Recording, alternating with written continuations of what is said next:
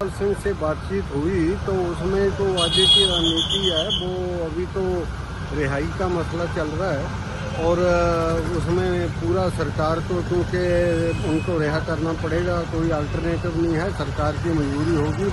दोनों सरकारों की, भाजपा सरकार की भी और ये आम पार्टी की सरकार है जो भगवंत मान की, दोनों की मजबूरी होगी। उनकी रिहाई के बाद जो है ये पंजाब की आवाज़ है कि श्रोमणी गुरुद्वारा प्रबंधक कमेटी जो कि गुरुद्वारों का प्रबंध करती है और जो श्रोमणी अकाली दल है ये सिखों के हाथ में होना चाहिए और सिखों के बाद एक नेता भाई अमृतपाल सिंह है।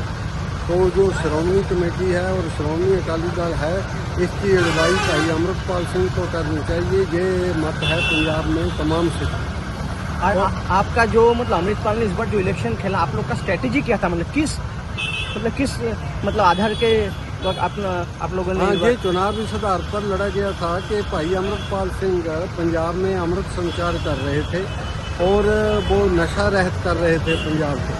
तो बेईमान तरीके से जो भगवंत मान की सरकार थी उन्होंने उनकी गिरफ्तारी कर ली और उसको लॉ एंड ऑर्डर का मसला बताया और हिंदू सिख का मसला बताया जो बिल्कुल झूठ था।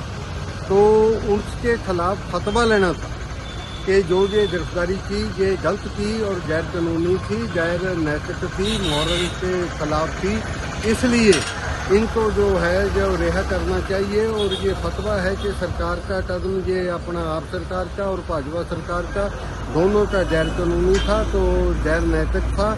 इस स्ट्रेटजी पे जो चुनाव को लड़ा गया था यही मैनिफेस्टो था और इस पे जनता ने मोहर लगा दी कि जो ये गिरफ्तारी थी ये गैर कानूनी थी, गैर नैतिक। बाकी जो बंदे अभी हैं उनके बारे में क्या राय है? वो तो साथ ही जाएंगे, इनके साथ ही जाएंगे।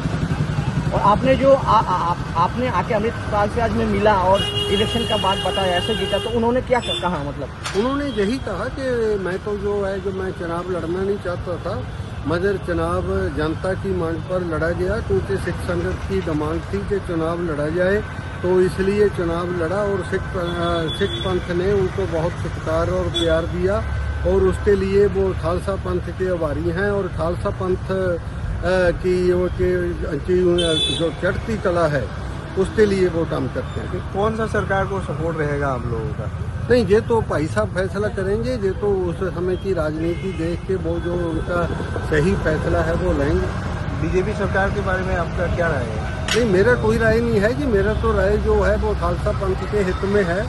तो बीजेपी ने भी कोई अच्छी भूमिका नहीं निभाई, बीजेपी ने आप सरकार का साथ दिया और आप सरकार इनको डिब्रूगढ़ जेल में नहीं भेज सकती थी, वो बीजेपी ने यदि उनका साथ दिया तभी डिब्रूगढ़ जेल में भेजा गया क्योंकि असम में भी बीजेपी की सरकार है और दिल्ली में भी बीजेपी की सरकार है। तो बीजेपी की सरकार का रोल भी बहुत गलत था, गैर कानूनी था, गैर नैतिक था।